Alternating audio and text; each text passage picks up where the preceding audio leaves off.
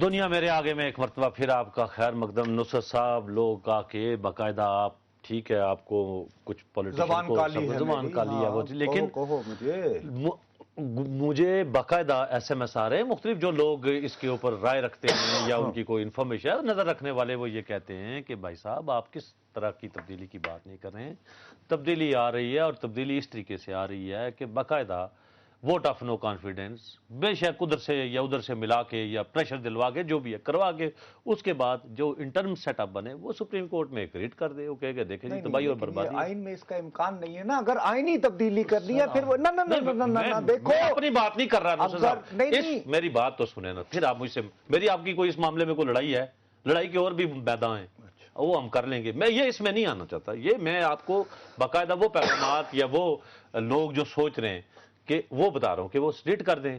دیکھیں نا ایک اٹارنی جنرل بہرحال کا میں یہ تم بات یہ اپنی یہی کرنا. میں میاں افتخار صاحب آج انہوں نے باقاعدہ پریس سے ٹاک کی ہے. عوامی نیشنل پارٹی ایک اہم جماعت ہے. میاں صاحب ہمارے ساتھ ہیں. انہوں نے آج جو فرمایا اپنے اجلاس کے بعد وہ ذرا سن لو. میاں صاحب سے بات کریں گے. جو ہوا چل نکلی ہے اور ساتھ میں چونکہ کچھ صورتحال ایک ہفتے ایسی بنی تھی کہ تبصرے بھی کافی ہونے لگے اور لوگ مہینہ بھی دے رہے ہیں وقت بھی دے رہے ہیں اور اپنے طریقے سے اپنے حکومت سنبھالنے کے بھی طریقے بتا رہے ہیں.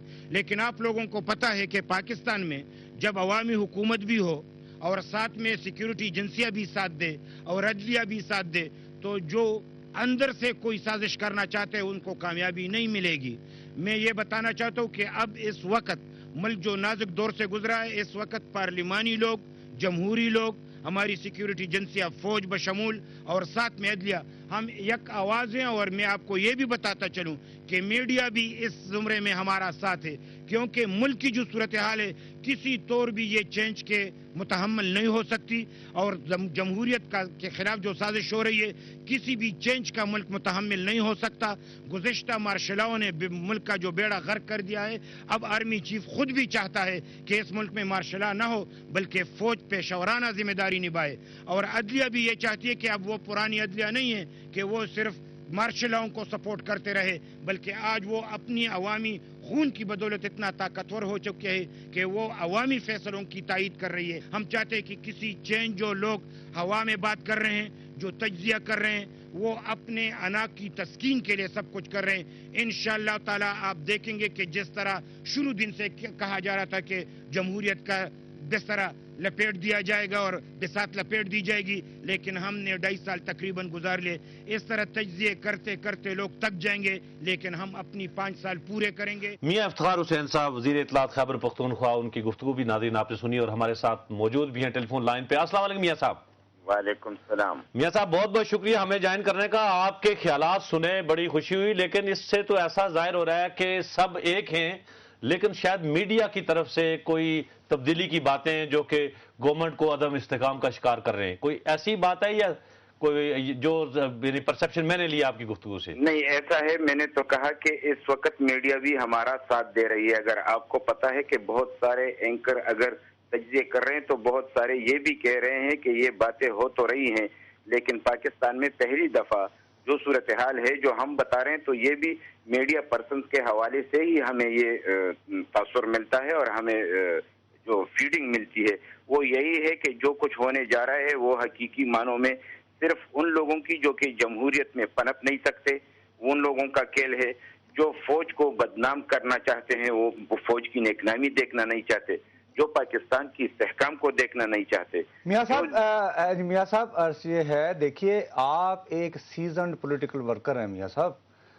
آپ نے کم از کم یہ بات تو اپنی جو گفتگو آپ کر رہے تھے سر اس میں آپ نے یہ کہا ہے کہ ہاں ایک سازش ہو رہی ہے اور آپ تو میرا خیال ہے آپ کی جماعت آپ کے اسلاف آپ کے لیڈران آپ تو بہت عرصے سے ان سازشوں کو جیسے جنگل میں ہرن سب سے پہلے سر زلزلے کو فیل کر لیتا ہے. آپ کو تو کرنا چاہیے.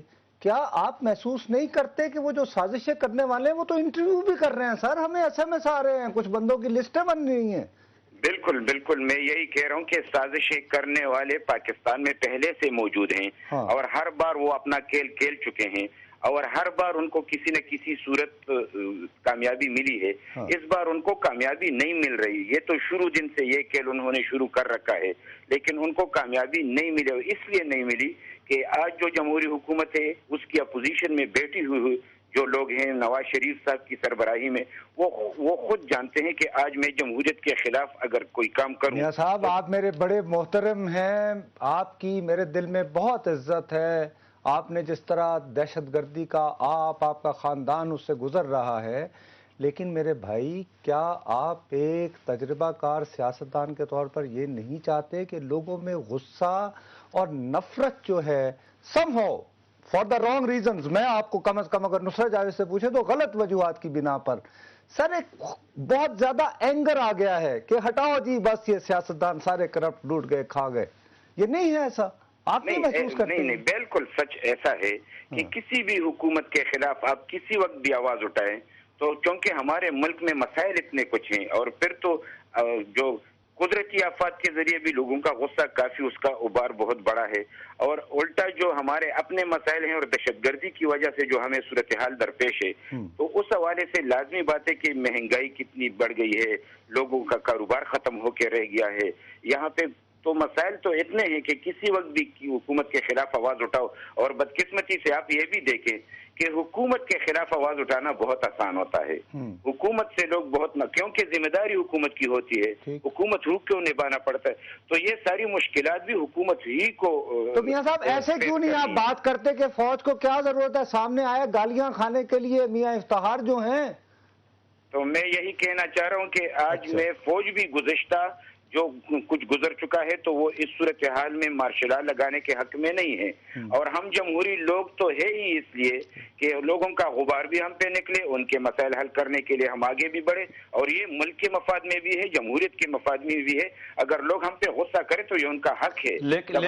लेकिन मियां साहब, फिर उसके लिए आप तमाम सियासतदानों को जिनको जमहूरियत अजीज है और जमहूरियत मुल्क के लिए जरूरी भी है, लोग मियां नवाज शरीफ के साथ बैठ के बाकी जो अपोजिशन की पार्टीज हैं, वो पार्टीज जो कि पार्लियामेंट के बाहर हैं, उनको इकट्ठा करके क्यों नहीं एक पैगाम दिया जा सकता कि कोई तब्दीली नहीं आ रही है? एटलीस्ट जो काम रुके हुए हैं, हर चीज लोग दफातर में अपना काम छोड़ के बैठे हुए हैं कि शायद कोई तब्दीली आ रही है तो अगली इसमें कोई मार ना खा जाए। तो क्या इस चीज को रोकने के लिए, मुल्क के इस्तेकाम के लिए आप क्यों नहीं कोई मिल बैठ के कोई इकट्ठा मुश्तरका को पैगाम दे इस कौम को? बिल्कुल बिल्कुल यही मौका है। तो किसी के पास जाना पड़ेगा ना इसके लिए। जरूर यही है, और मैं तो आपकी वसातत से भी अपने सदर साहब जरदारी साहब को, वजीर आजम साहब को ये मशवरा दे सकता हूँ, मैं तो एक वर्कर हूँ, कि यही वक्त है कि वो तमाम अपोजिशन को एतमाद में ले, उनके पास जाए, अपनी जो एक सियासी अकाबिरीन है उनकी एक टीम बनाए और फिजा कायम करे, जो कि साजिशी टोला जो कुछ कर रहे हैं उसको नाकाम बनाने के लिए हरकत करनी होगी, अपनी मुंह बनानी होगी। अगर हमने इस मौके पे कुछ नहीं किया तो 3-4 महीने जो ये लोग इस तरह करते चले आ रहे हैं और वक्त पे वक्त देते चले आ रहे हैं, तो साजिशी तो किसी वक्त भी किसी तौर भी ऐसी सूरत हाल पैदा कर सकते हैं कि लोगों के असाब को कमजोर कर सकते हैं। तो अपने असाब को मजबूत करने के लिए, जमहूरियत को मजबूत करने के लिए तमाम लोगों को एतमाद में रहना होगा, बशमूल नवाज शरीफ की। और चूंकि नवाज शरीफ का किरदार इसमें मिसाली रहा है, सब कुछ होने के बावजूद भी आज भी वो बहुत मजबूरी की हालत में जो है इनसाइड चेंज की बात कर रहे और कह रहे कि जमहूरी तरीके से हो, तो ऐसे बंदे को तो लाजमी तौर पर एतमाद में लेना चाहिए। जो वजीर आजम साहब ने खुद कहा कि अगर इनसाइड चेंज आए तो मुझे मंजूर है। तो इसलिए हम कहते हैं कि जब अपोजिशन और इक़्तिदार की एक ही आवाज हो तो फिर कौन सी ऐसी कुव्वत, पहले मार्शल लॉ इसलिए लगा करती थी कि मुल्क की सियासी पार्टियां कुछ उनसे मिलके उनका साथ दे के इस तरह किया करते थे और अदलिया उनको फिर इंडोर्स किया करते थे। ना आज उनसे कोई सियासी लोग है, ना फौज खुद मार्शल लॉ लाना चाहती है, आर्मी चीफ कह चुके हैं, न उनके साथ कोई काबिल जिक्र सियासी पार्टी है, और ना अदालत इस पोजीशन में है। अदालत जिस पोजीशन में है वो तो अब उस पैमाने पे है कि उनको तो मार्शल लॉ और इस किस्म के इकदामात के खिलाफ फैसले करने होंगे। लोगों की ये तवक्कुआत है। जी मियां साहब, आपका बहुत बहुत शुक्रिया। लेकिन इस बात के हवाले से एक तरफ जहां पे तब्दीली की और इंटरव्यूज की बातें हो रही हैं, ये भी बता दूं कि उधर से पैगाम ये भी हैं कि मुशर्रफ साहब ना आए। क्या वो after all farmer army chief रहे हैं, खुदा न खास्ता कुछ हो गया, ये उसके लिए हुआ है। काफ का PIPP से मिलना, क्योंकि ये लोग आपने तो इक़्तिदार का में आने पैगाम के है, चक्कर मुझे में होते हैं प्रोड्यूसर का पैगाम आ गया है कि ब्रेक अनाउंस करो, वरना बिल्कुल उसका जो है एक तरह से ब्रेक ले लें अभी आप।